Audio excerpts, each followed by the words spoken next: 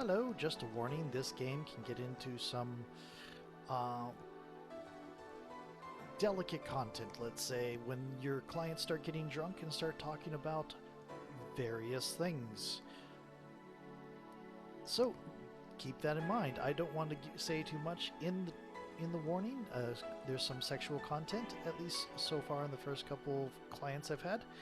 Um, Nothing on the screen, of course, just random discussion of things that they've experienced, and it's overall fairly mild, but it's kind of, some people might take it as shocking. So here's the warning.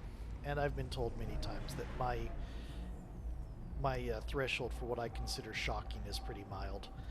But anyway, talk to you later. Welcome back to Let's Play Valhalla Cyberpunk Bartender Action. Alright then, now, I'm the bartender and you're the client. And Jill has been a little bit pushed out of her normal spot, and Alma is insisting on talking to her. And we get to see Jill's face outside of the loading screen. Hardly, the bartending station only works with me. I see. Okay then, I move this here, click here, and now it works for you, for me, and that dog in the Hawaiian shirt. Why with him, too? He's a dog in a fucking Hawaiian shirt. Right. How did you even manage to... Oh, yeah, hacker. Right. Now, we've changed roles. You've been feeling shitty. Mind telling me why? It's a long story. I don't even know where to start. Start from the beginning. Okay, then. Something that goes back to my college years. Whoa, that's taking it way back. Back in compulsory education, I never made much of an effort, but I managed to get high grades. Even in PE, I managed to do well enough to always get perfect grades. And then, of course, when I got to college, shit started getting hard. I had this perfectionist streak that wouldn't let me fail anything. Similar or different, I coasted through high school with mediocre grades, not caring. I burned out high school. I burned out somewhere in middle school due to being teased a lot, bullying and stuff. Anyway, I got to college and I had no study skills because everything just came too easy. Burning my eyelashes studying, I eventually managed to keep up good grades. After about half of the career, I met a student teacher. Her name was Lenore. She helped me a lot with my studies. She even got me into stuff that gave me more credits. I really liked her, and after some time I found out she liked me too. Oh ho ho. So we started going out. I met all of her family even, and you want a drink? What? A drink. Around this time, there's usually a pause that makes you offer a drink to the client. There was no such pause. Please, I want to test this whole bartending interface. A sugar rush then, you can't mess that up. Right! Jill asked for a sugar rush. Now how did this thing work again? Welcome back, Alma. Please tell me this is non-alcoholic. Yeah, we're not giving Jill alcohol. No. But we are? No? Yeah, we are. We are giving her a big one.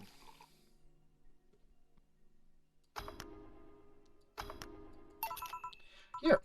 Thanks. How is it? Like I said, you can't mess up a sugar rush. I have this gut feeling that with your body, you'd make a better bartender than me. You're selling yourself too short. You're cute, you know? People don't go to bars for cuteness, though. You're obviously never been to a cat bar, then. Besides, my boobs can be a hassle when trying to move around this kind of stuff. So keep telling the story. Well, as the career went on and on, it got harder and harder. The last year and a half of it became nothing but study session after study sessions, investigations, my thesis. And when the graduation ceremony came, I had to make a speech, and suddenly while reading said speech, I almost had a panic attack. Fear of public speaking? I realized I lost about a year and a half of my life. I tried to remember if I did anything fun at all, but all I could remember was studying and investigating new topics.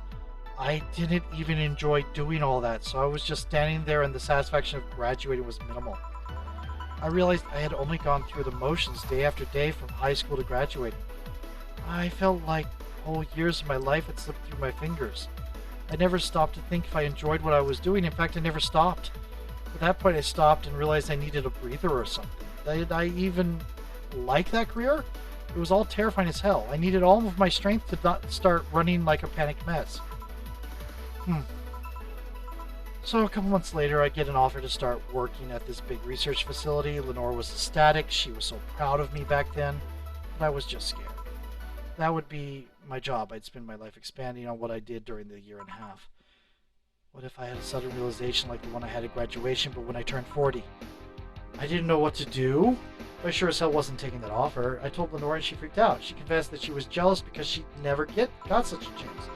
Things devolved pretty quickly. She said one too many things. I said one too many things. In the end, I just stormed out of her house and I broke a vase in the process. After that, I never spoke to her again. Damn.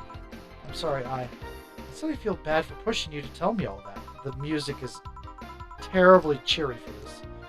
Why are you feeling shitty about that after all this time, though? Unless you've been feeling shitty for years. I have, but it's not just because of that. Yeah? The other day, Lenore's sister, Gabrielle, came to this bar. Apparently, Lenore died last week. A localized nanomachine rejection, a heart attack. Apparently, she had it for a long time, but never told anyone. And coincidentally, it got worse after I left. I just couldn't stop thinking about it, wondering if me being there would have made a difference. And if it's true she had that for a long time, why didn't she tell me she was sick when we were together? I don't know, I just feel like all kinds of failure. Jill. And to make it worse, I also lashed out again. She was blaming me for her sister's death and all, but she's just a kid for fuck's sake. She lost the sister who pretty much raised her on her own. And to top it all off, I suddenly can't remember what stopped me from apologizing. Pride? Fear? Stupid effort to leave the most awesome person I loved as a thing of the past? Who cares? I lost my chance to apologize to her forever. Truly forever. I'm such a piece of shit. Selfish piece of shit. I honestly don't know what to say.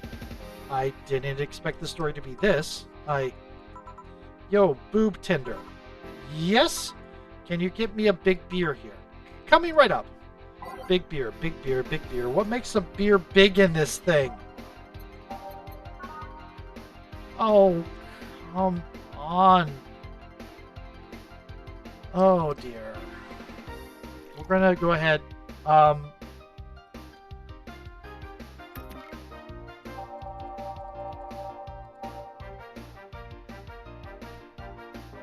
Yes.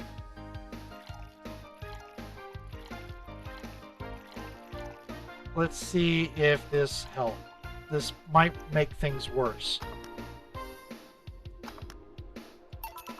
Here. This isn't a beer. Alma. Oh.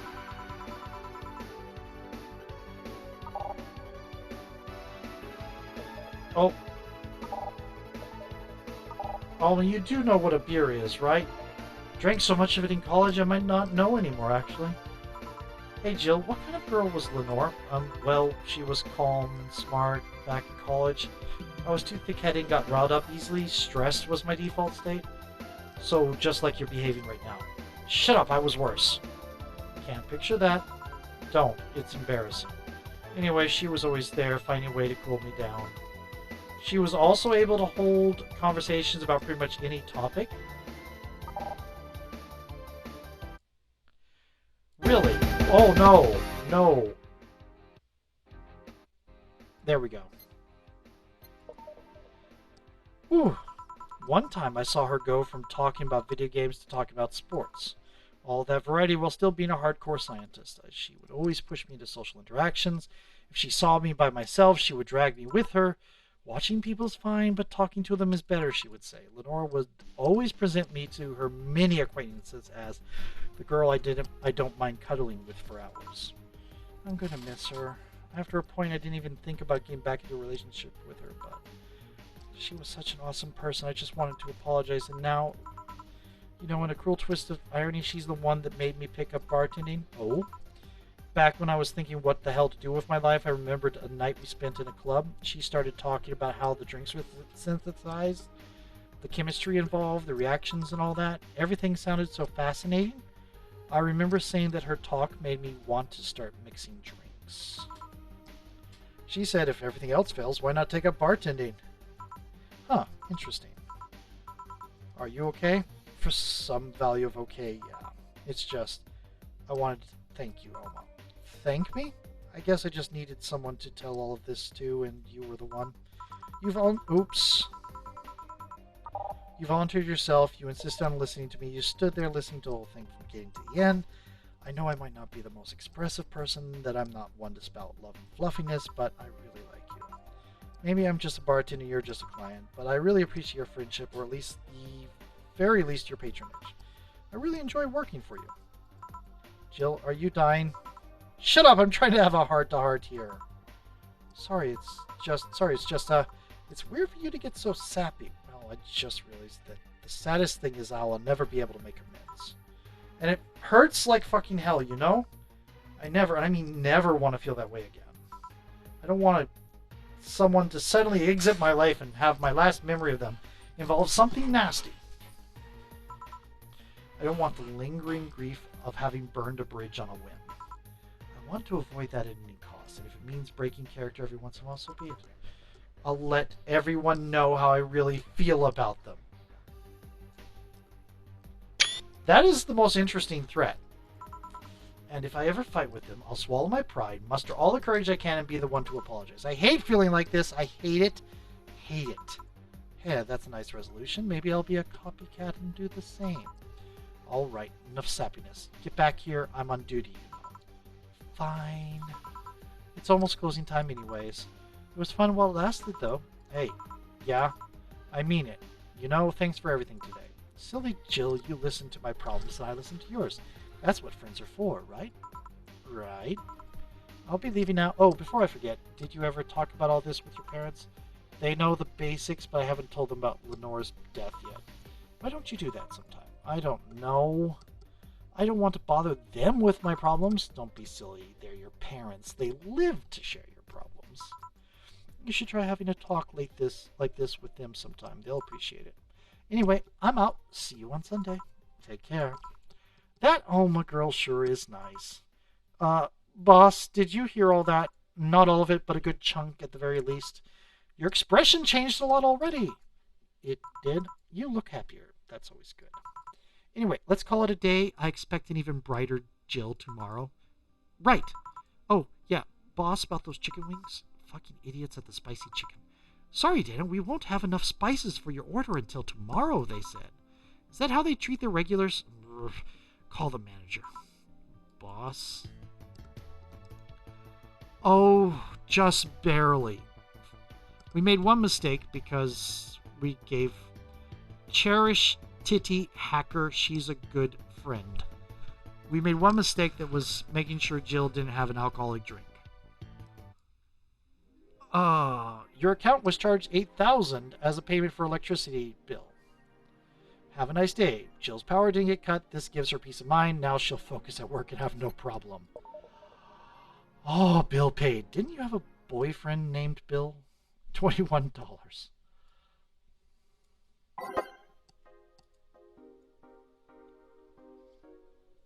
Okay. Spooky or made-up story. We got that one. I wonder if she's among those 80. Has taken 80 lives this year. The Health Observatory just released their annual report on nanomachine rejection cases. The total number of reported cases has risen to 80, an increase from the 65 cases reported last year. Nanomachine pollution was particularly strong this year due to the recent protests, wrote the observatory. Protests caused the police force to release new varieties of nanomachines. The function is still unclear, but according to our sources, they're intended for crowd control purposes. It's unlikely we'll find a cure in the near future, and we can only hope cases like this will become rare in the following years. Oof. Model Warrior Julianne returns this February. Classic Magical Girl show. Model Warrior Julianne is coming back to public television this February after almost 2 decades of absence. Even though the show has been on every on-demand service for a while now, most of Glitch City's citizens need to think twice before subscribing to any non-essential service, especially the lower classes who have a limited number of internet purchases per year. What? This show's return is certainly welcome. Today's parents will finally be able to share a piece of their childhood with their kids without risking dinner or breakfast. Grand Slam Fighters. Is anyone into wrestling here? I became a huge fan of GSF recently. It's a really solid product in my opinion, much better than the E. I like the match quality, but I wish they gave importance to the mid-card. Are they still forcing 66 American Kid into the main event? Yep. He's going to face Yusuke at the Dome show. Ugh. Why don't they push the Great DK instead? He's much more talented than 66. Because American Kid actually moves merch, unlike your indie darling. I want to marry Yusuke! Who's hyped for the Women's Championship? That one should be the main event, not the turd we're getting instead. 66 is pretty good. Just watch some of his work in Japan. Everyone tells me 66 was better in Japan, but all I see is locks and arm bars. Nothing that impressive. Wrestling is fake. This thread is closed. Okay. Run to save.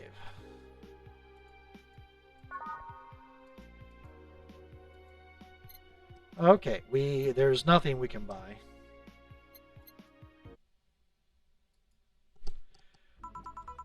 Good evening. Oh, hey, Jill. How are you feeling? I won't say good, but not that bad, I guess. That's nice to hear. Where's Gil? Did he run away again? Nah, I have him on errand duty buying the drinks for tomorrow. That sounds weird coming from the owner of a bar. Every drink from here would come out of our own funds. So if we're going to spend money, we might as well get more variety. Besides, those kind of walks are always good for Gil. You're the boss. Who's coming so far? Well, there's the three of us, the dogs. You invited Titty Hacker, Gil invited Jamie. Oh yeah, I invited Dorothy when I called her to spend the night with you. Sounds good so far. Invite anyone else you feel like inviting. The more the merrier. I could, but I bet everyone's made plans at this point. That's true. I'll be in my office. Call me should anything arise. Alright. Please say Stella and... Oh, I already have that. Okay.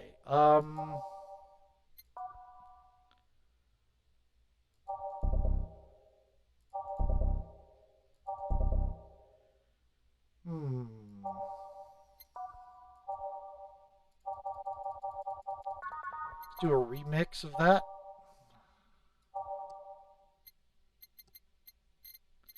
Heart of the City? I don't know what it sounds like, but we'll try that. And we'll increase the music a very little bit.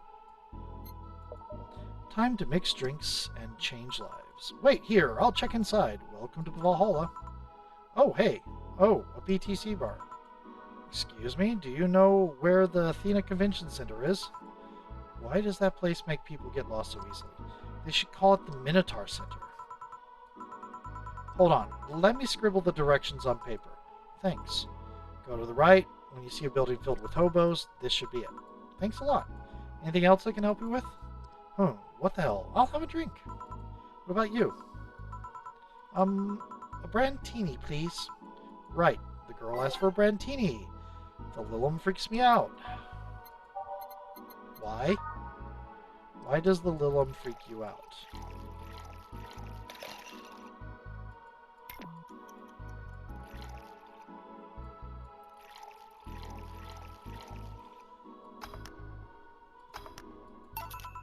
Here you are.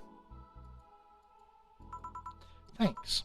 That's an interesting outfit in this cold season, miss. Vela. Well, I'm actually cosplaying, so call me Vela for the time being. And your Lilum friend is? Essentia. I get it. You're cosplaying too? Sure, let's go with that. Have you heard of a game called Yeek, Bartender? That cult classic game that has been seen like 3 remastered versions made by 6 different companies this year?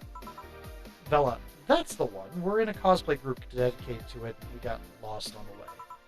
I heard you talking to someone outside? Oh yeah, a friend is cosplaying as Alex. I told him to wait outside. Shouldn't he enter? He'll be fine. Something amiss? There's a girl behind you? Short hair, black sailor uniform, missing an arm? Wearing jeans under a skirt? Now, don't spook the bartender. Spook? Ahem. Anything else? I'll get a fluffy dream and be on my way. And you? I'm fine. Vela asked for a fluffy dream. The Lilum still freaks me out.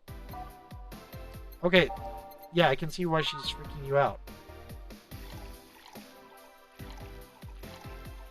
No. Let's not do the Carmatine, but maybe let's make it big.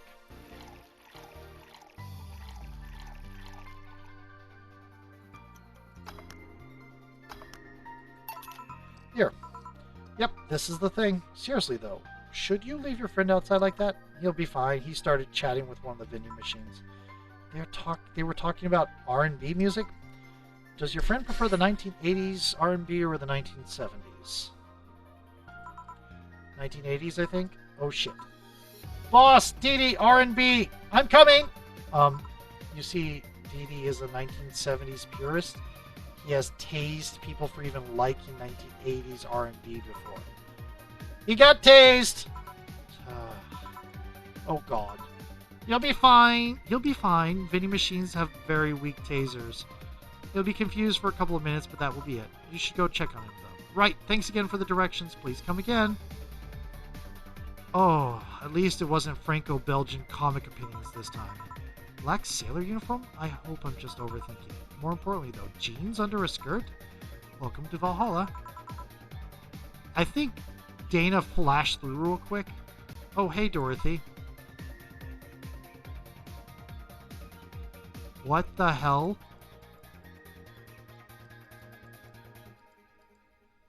Oh, hi, honey.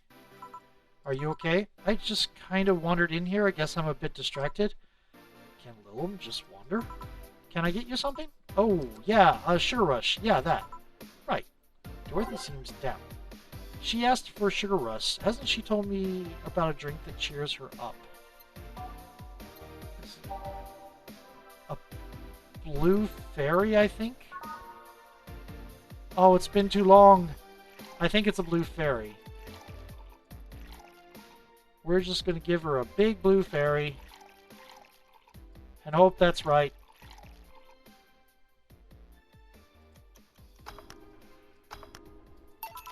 Here, thanks. She didn't notice it. It was the wrong drink. So much silence. By the way, thanks for staying with me the other day. Turns out I really needed that. So did you enjoy the soda? Oh, did you find that one out? Was it supposed to be a secret? No, but don't go around telling everyone about that.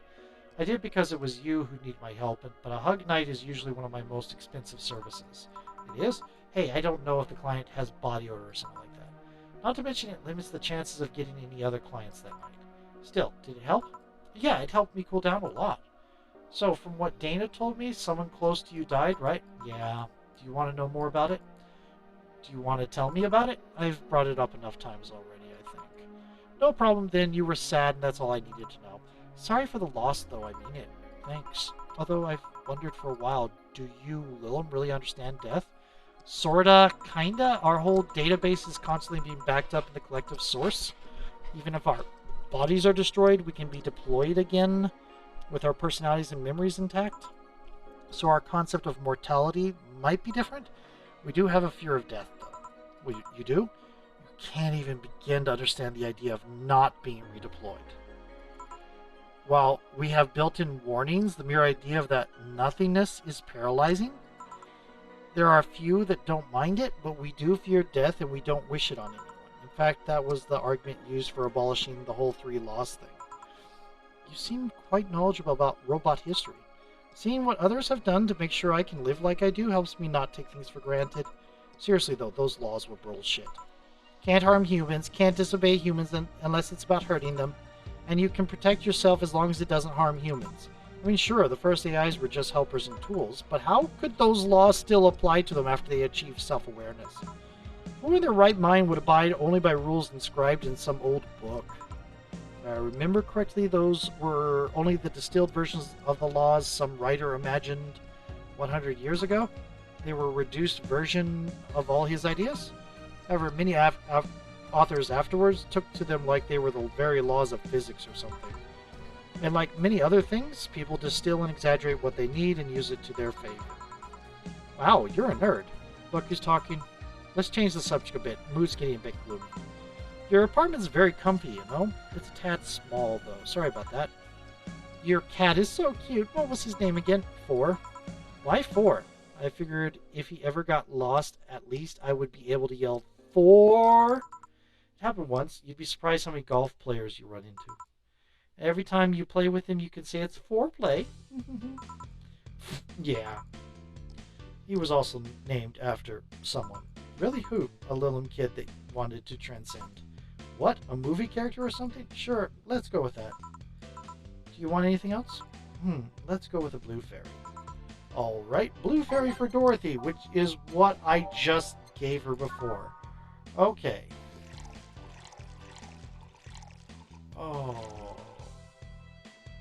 Oh, we'll make it big. Weird things going on. And we'll add in some karma tree. We'll add in 4.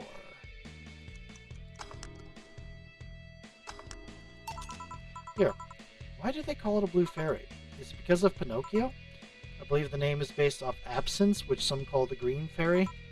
The first versions of the drink were described as sweeter absinthe. Sadly, they had to fix the formula because people were turning green. Not blue, bluish green. You seem to have cheered up a bit there. Yeah, talking to you always helps me get my mind off things. Hey, there's something I've wondered for a while now. What?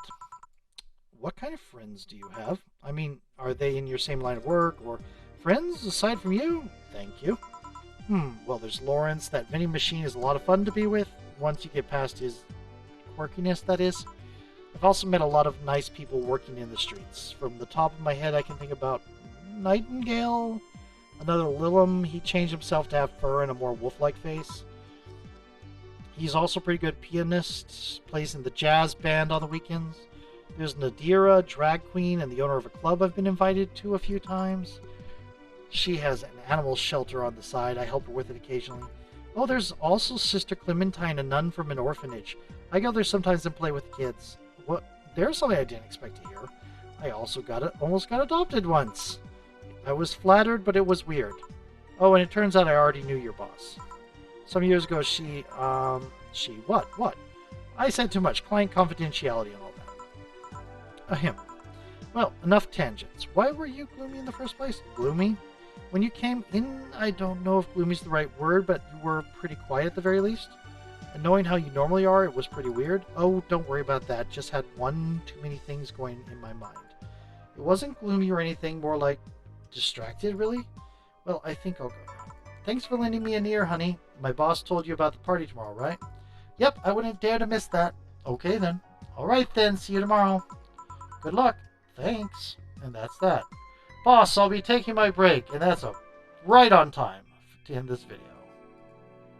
So, we're going to save.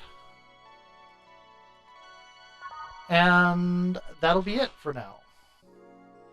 Talk to you later. Bye. I need to remember to buy more cigars. And now really bye.